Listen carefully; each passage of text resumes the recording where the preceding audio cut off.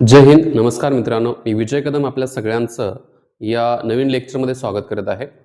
आजच्या या लेक्चरचा किंवा व्हिडिओचा मुख्य उद्देश काय आहे की MPSC, फक्त MPSCच म्हणणार नाही आहे, पण बी फोकस मी MPSC ओरिएंटेड बोलतोय. कुठलीही परीक्षा घ्या, कुठल्याही परीक्षेचा अभ्यास करत असताना, प्रिपरेशन करत असताना ना काही गोष्टी सगळ्यांनी अंडरस्टँड केल्या पाहिजेत, समजून घेतल्या पाहिजेत. ते म्हणजे रिसोर्सच्या बाबतीमध्ये, म्हणजे जे आपण पुस्तकं वाचतो ना त्या पुस्तकांच्या संदर्भात, जे आपण रेफरन्स बुक म्हणतो त्याच्या संदर्भात. एक गोष्ट लक्षात ठेवा, जेवढे कमी रिसोर्स असतील ना तेवढा तुम्हाला बेनिफिट जास्त होतो. तो जो जास्त होणारा बेनिफिट्स आपण इथं डिस्कस करणारच आहोत. बट आणखी एक सगळ्यात महत्त्वाचा मुद्दा सांगायचा म्हटलं की 10 पुस्तकं एकदा वाचण्यापेक्षा एक पुस्तक जर तुम्ही 10 वेळा वाचलं ना, डेफिनेटली त्या पुस्तकामध्ये जे सार आहे, त्या पुस्तकातले जे मुद्दे आहेत ना ते तुमच्या ब्रेनमध्ये एवढे अडकून राहतील की तुम्हाला परीक्षेमध्ये प्रश्न सोडवायला खूप मदत करतील. सो या व्हिडिओमध्ये आपल्याला काय बघायचं आहे की MPSC परीक्षेसाठी बघा मर्यादित अभ्यास साहित्य का गरजेचं आहे याच्या संदर्भात आपल्याला या ठिकाणी बोलायचं आहे. बघा काय म्हटलेलं आहे की MPSC परीक्षा स्पर्धात्मक आहे का, तर आहे. प्रत्येक जण अभ्यास करतोय, प्रत्येक जण तेच पुस्तक वाचत असेल किंवा त्याच्या संदर्भात जास्त रेफरन्स बुक पण त्याच्या माध्यमातून वापरलं जातं. बट इथं काय म्हणलेलं आहे की स्पर्धात्मक अभ्यास आहेच, त्याचबरोबर अभ्यासाचा योग्य वापर करून यश मिळवता येते हे आपल्याला माहिती असतं. प्रत्येकाचा रेफरन्सचा साधारणतः जो रेफरन्स बुक असतात ना ते सेमच राहतात.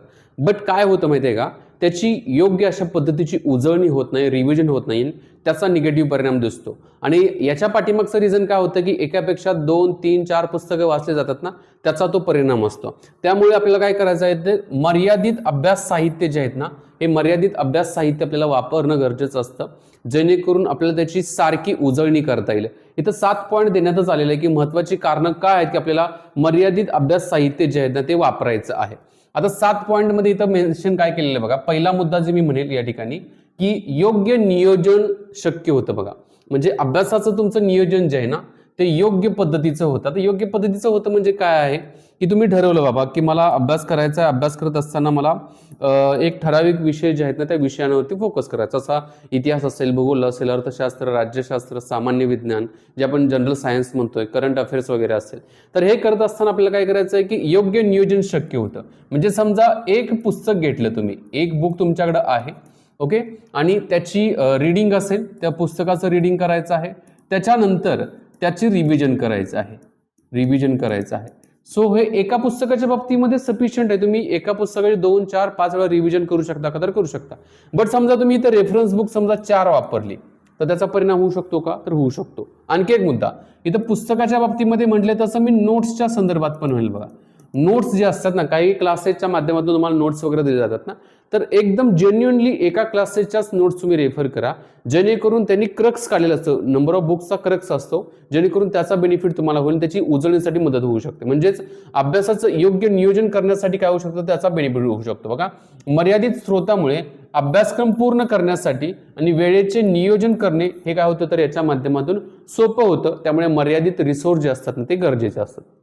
दुसरा मुद्दा जो आहे तो पुनरावृत्ती सोपी होते. पुनरावृत्ती म्हणजे काय, आपल्या साध्या सोप्या भाषेमध्ये मी म्हणेल याला रिव्हिजन. काय म्हणेल तरी रिव्हिजन.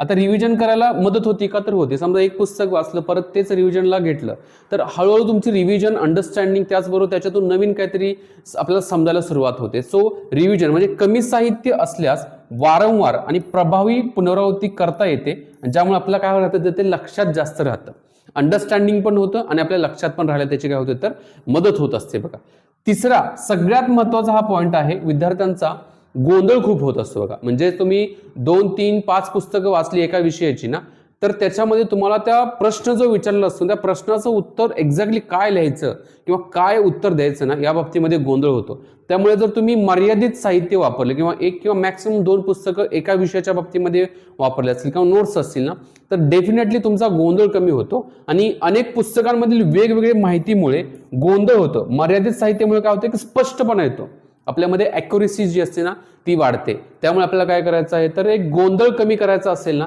तर आपल्याला काय करायचं आहे तर रेफरन्स बुक जे आहेत ना हे रेफरन्स बुक जे असतील ते आपल्याला लिमिटेडच वापरायचे आहेत. ठीक आहे.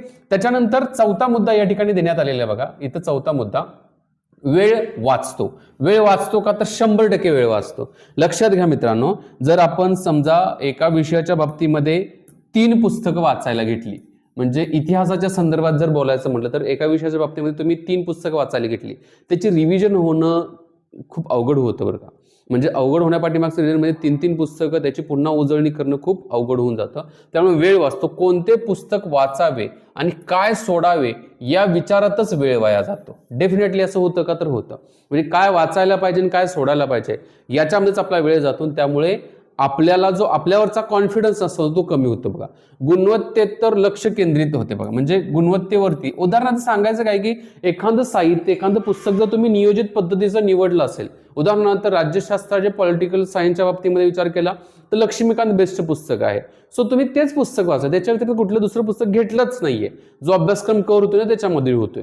तशा पद्धतीने तुम्ही जर नियोजन केलं तर डेफिनेटली निवडलेले उत्तम दर्जाचे स्रोत सखोल अभ्यासास मदत करते. तुम्हाला एकदम डीप स्टडीसाठी काय होत असते तर त्याची मदत होत असते. त्यामुळे हे एक लक्षात असू दे. आणि हा एक सगळ्यात महत्वाचा मी मुद्दा म्हणेल की ज्या वेळेला तुम्ही मर्यादित पुस्तके वापरतात किंवा मर्यादित रेफरन्स बुक वापरताना त्यावेळेला तुमचा आत्मविश्वास वाढतो. त्याची रिव्हिजन जशी जशी होते ना त्यावेळेला तुमचा आत्मविश्वास वाढत राहतो. त्यामुळे पूर्ण अभ्यासक्रम वेळेत पूर्ण झाल्याने आत्मविश्वास वाढतो आणि अंतिम पुनरावृत्ती उत्तम पद्धतीने होते. म्हणजेच काय म्हणायचं आहे की तुमची जी शेवटची उजळणी असते ना ते एकदम व्यवस्थित होते.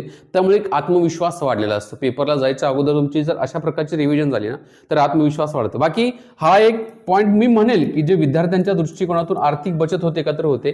3-4 रेफरन्स बुकसाठी तुम्हाला एक्स्ट्रा खर्च पण करावा लागतो, तर तो खर्च पण याच्या माध्यमातून वाचतो. त्यामुळे आर्थिक बचत पण याच्यामध्ये आपल्याला दिसते. आणखी एक याच्यामध्ये तुम्ही आता जर तुमच्याकडे चॅट जीपीटी आहे तर या चॅट जीपीटीचा जर प्रॉपर वापर करत गेला ना तर प्रत्येक एकच विषयाचं एकच पुस्तक घ्यायचं. त्या पुस्तकाच्या प्रत्येक टॉपिकवरती जर समजा तुम्ही एक 50-50 MCQ जर सोडवत गेला ना परत तुम्हाला दुसरं कुठलंही त्या विषयाच्या बाबतीमध्ये साहित्य वाचायची गरज पडत नाहीये. त्यामुळे ऑलवेज मेमोराइज दॅट. जेवढं कमी साहित्य तेवढी जास्त रिव्हिजन तेवढा जास्त आत्मविश्वास वाढतो आणि तुमचा रिझल्ट येण्याची क्षमता जी आहे किंवा रिझल्ट येण्याचे जे चान्सेस जे आहेत ना ते वाढतात. त्यामुळे लिमिटेड रिसोर्सचा वापर नक्की करा. एका विषयासाठी एक मॅक्सिमम 2 पुस्तकं तुम्ही रेफर करू शकता आणि त्याचा जो अभ्यासक्रम जो आहे ना तो अभ्यासक्रम तुम्ही काय करायचा आहे तर कंप्लीट करायचा आहे. अशा प्रकारच्या इन्फॉर्मेटिव्ह व्हिडिओसाठी नक्की आपल्या चॅनलला सबस्क्राईब करा. जय हिंद मित्रांनो.